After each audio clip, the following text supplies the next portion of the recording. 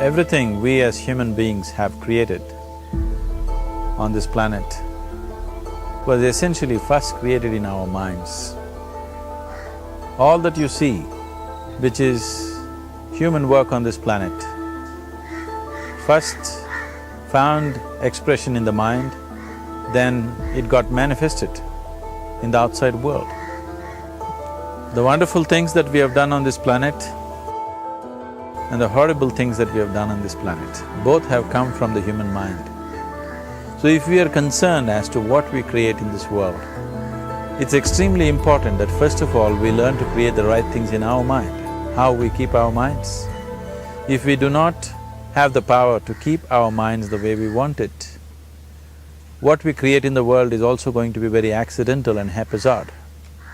So learning to create our minds the way we want is the basis of creating the world the way we want. There is a wonderful story in the yogic lore. On a certain day, a man took a walk. He went for a long walk.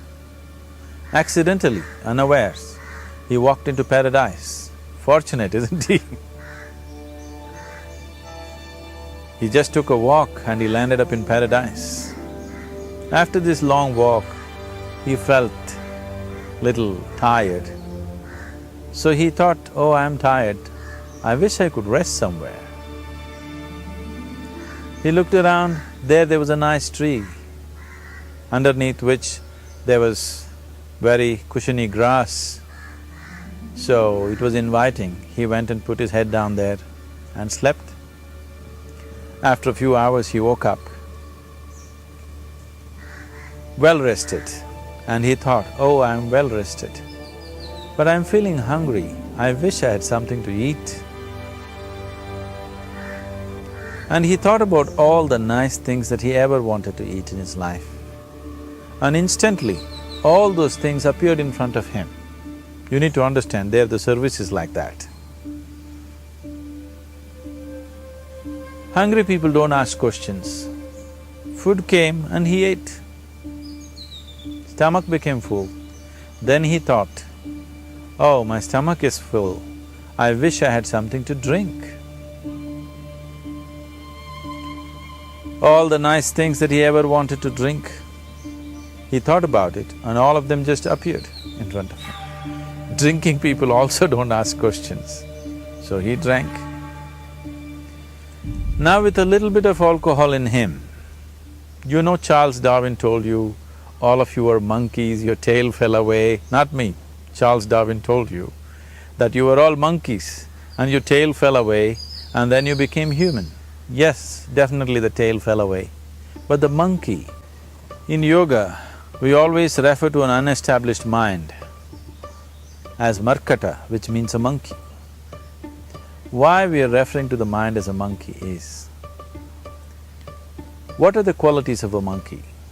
One thing about a monkey is, it's unnecessary movement. And another thing about the monkey is, if I say you're monkeying somebody, what does it mean? Imitation. Monkey and imitation have become synonymous. So these two essential qualities of a monkey are very much the qualities of an unestablished mind. Unnecessary movement, you don't have to learn it from the monkey, you can teach it to the monkey. And imitation is full-time job of the mind. So when these two qualities are on, a mind is referred to as a monkey. So this monkey became active within him. He just looked around, thought, what the hell is happening here? I asked for food, food came. I asked for drink, drink came. There must be ghosts around here, and ghosts came. Oh, the ghosts have come, they're going to surround me and torture me, he thought. Immediately the ghosts surrounded him and started torturing him. Then he started screaming in pain and said, oh, they're going to kill me, and he died. Just now he said he's a fortunate being. The problem is he was sitting under a kalpa vriksha or a wishing tree. He asked for food food came, he asked for drink, drink came, he asked for ghost, ghost came, he asked for torture, torture came, he asked for death, death happened. Now don't go looking for these kalpavrukshas in the forest. You can barely find a tree these days.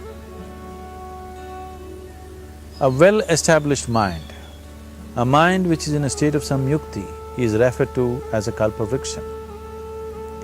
If you organize your mind to a certain level of organization, it in turn organizes the whole system. Your body, your emotion, your energies, everything gets organized in that direction.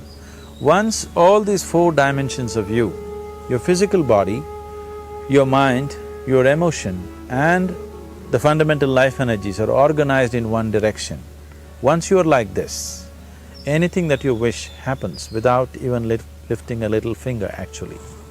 It would help to assist it with activity, but even without doing any activity, you can still manifest what you want if you organize these four dimensions in one direction and keep it unwavering in that direction for a certain period of time. Right now the problem with your mind is, every moment it is changing its direction.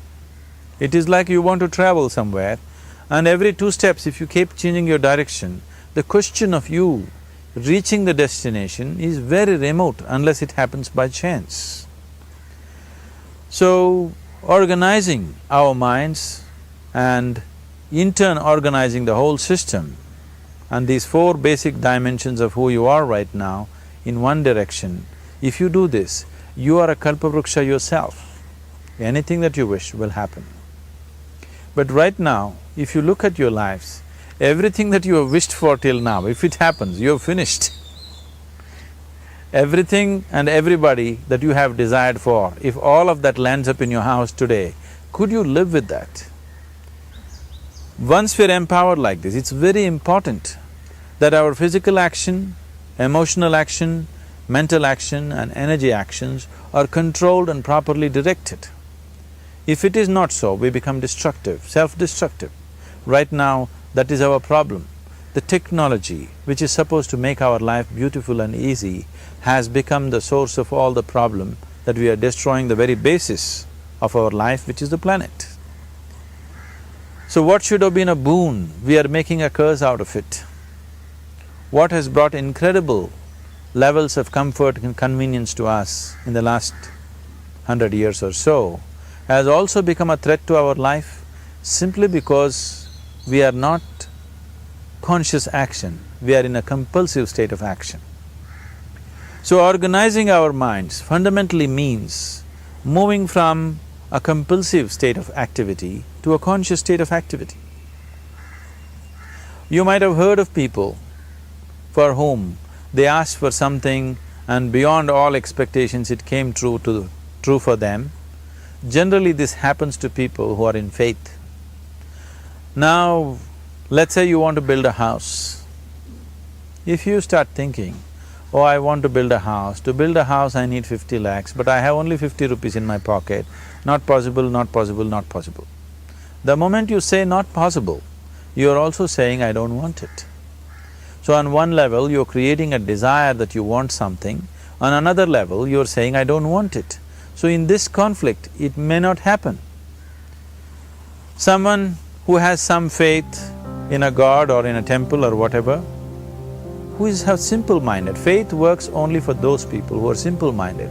Thinking people, people who are too much thinking, for them it never works. A childlike person who has a simple faith in his god or his temple or whatever, he goes to the temple and says, Shiva, I want a house. I don't know how, you must make it for me. Now in his mind there are no negative thoughts. Will it happen? Will it not happen? Is it possible? Is it not possible? These things are completely removed by this simple act of faith. Now he believes Shiva will do it for him and it will happen.